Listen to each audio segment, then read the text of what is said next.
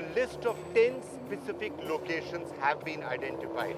And these are 10 places which have tourist attraction or religious significance. And if these places can be cleaned up, and today we're going to look at them place by place, all 10 locations, and come up with a specific agenda for what needs to be done here. Absolutely, Vikram. The point is that these are some of the places that are most visited, whether it is through religious beliefs or whether through tourism. And I think it's very important that when the tourist comes to our country, they should have a good impression of the city, of the place that they're visiting. And it's a wonderful concept to start off with these locations.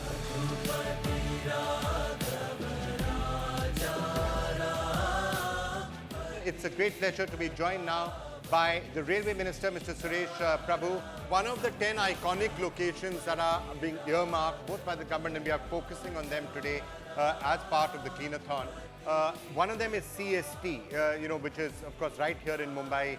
And it's one of those places which is we are trying to focus on how it can be cleaned up. Ketki is also joining us. Let's just try and find some of the specific agenda items that we've been able to think of. Ketki, so if you look at the agenda items, and let me in fact bring them up first.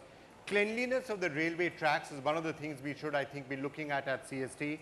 Maintaining the hygiene of the public toilets there and around it, and the cleanliness of the surrounding areas, not just CST itself, but the surrounding areas around it. That has to be kept in mind. Ketki, any other agenda items that you can think of, and then maybe we'll put that to the Railway Minister as well? We have to acknowledge that Railways has seen a change as far as cleanliness is concerned. It has changed for the better. But even as far as, just look at the number of people who come to CST every day. Over 5 lakh on an everyday basis. So when you look at those kind of footfalls and numbers, certainly the number of toilets are not commensurate with the number of people who are actually coming into the station. So inside the station, the toilet facilities, something that the Minister also touched upon.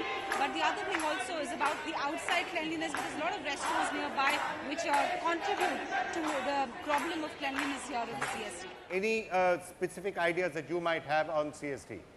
There is a huge plan for CST which you have prepared. I have just discussed it with the Honorable Chief Minister of Maharashtra just few minutes ago.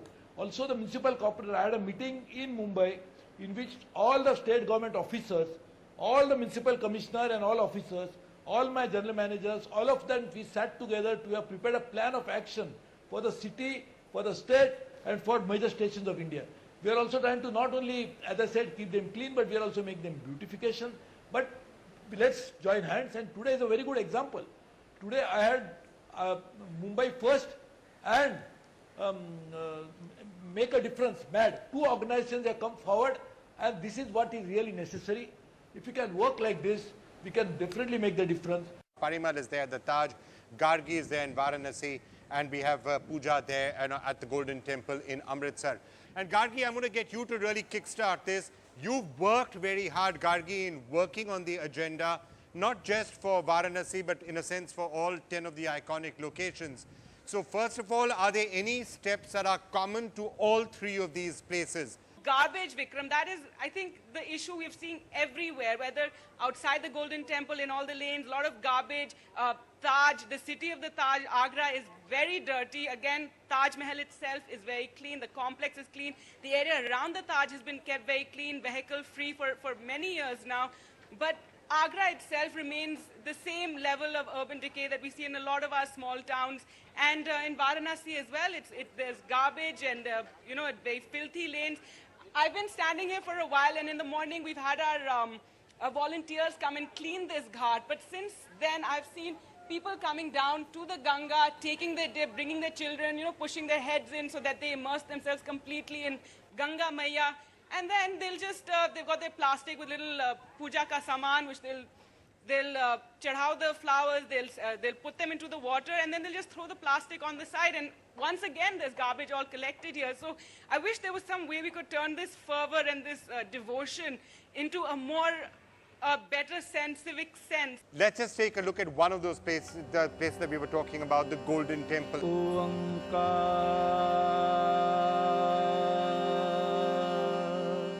Puja Talwar, let me come to you. We were talking about the Golden Temple, and Jitendra has also joined us, who was actually born there in Amritsar. We were hearing from Gargi some of the issues there. around the Golden Temple in the walled city area. Perhaps you want to shed some light on what is actually happening out there.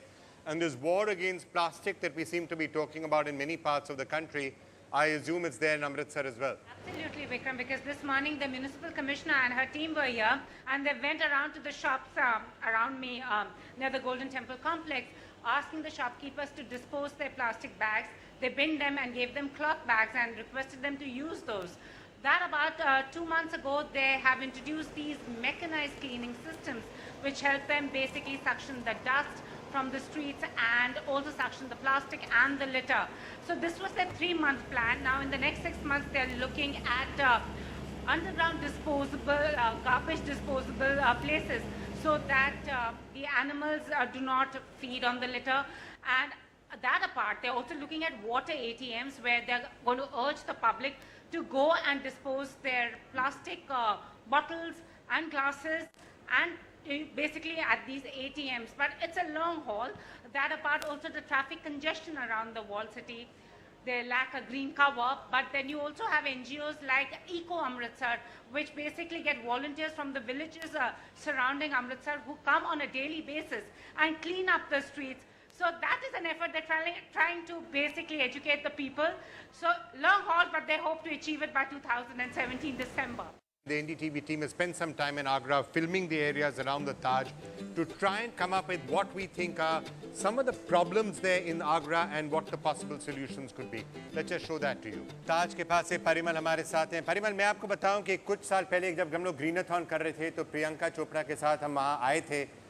वहीं यमुना में ताज के पास अभी भी क्या आप देखेंगे कि उसी इलाके में उसी किस्म का कचरा अभी भी है, प्लास्टिक अभी भी के पाया जा सकता है यमुना के अंदर.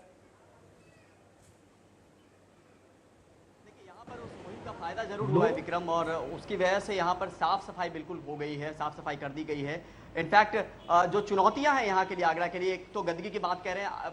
यमुना को लेकर साफ तौर पे ये लोग कह रहे हैं कि यमुना गंदी जरूर है और उसकी वजह से दिक्कत आ रही है, लेकिन यहाँ पे चुनौतियां ड्रेनेज सिस्टम को लेके है, सीवेज सिस्टम को लेके है. साथ में जो मल्टीपल सॉलिड वेस्ट होता है उसको भी, म्यूनिसिपल सॉलिड वेस्ट, उसको भी खुले में हवा में जलाना, वो भी एक चुनौती का सबब है. यहाँ पर एमजी रोड, महात्मा गांधी जो रोड है, सबसे लाइफलाइन मानी जाती है आगरा की. बारिश होने पे वहाँ पे जल भराव हो जाता है. हालांकि जो म्यूनिसिपल कमिश्नर थे उन्होंने कहा कि चुनौतियां हैं, अभी खत्म नहीं हुई है. ड्रेनेज सिस्टम 30-40% तक काम कर पा रहा है, 60 या 70% उसमें काम करना बचा हुआ है. और यहाँ पर एक चीज और देखिए कि ये आपको आगरा के आसपास का, जो ताज के आसपास का जगह है, वो आपको दिखेगा, रेड स्टोन यहाँ पे बिछा हुआ दिखेगा. तो खूबसूरती ताज के आसपास जरूर दिखेगी. जैसा गार्गी ने भी कहा कि सड़कें और जो ताज के आसपास का इलाका है वो बहुत खूबसूरत हो गया, लेकिन जो पुराना आगरा है वहां पे बदलाव अभी भी जरूरी है, वहां पे काम करना जरूरी है. और निश्चित तौर पे एक चुनौती है प्रशासन के लिए, और सीधे तौर पर प्रशासन भी यही कह रहा है कि हमें सपोर्ट लोगों से भी चाहिए. लेकिन जो पॉलीथीन को लेकर बात थी, आज से ये बहुत अच्छा इनिशिएटिव शुरू किया है टूरिज्म डिपार्टमेंट ने, और यहाँ पर ताजमहल में भी उसको इंप्लीमेंट करने की कोशिश की गई है कि पॉलीथीन फ्री किया जाए. जो लोग गंदगी फैलाएंगे उन पर भी सख्त कार्रवाई की जाएगी.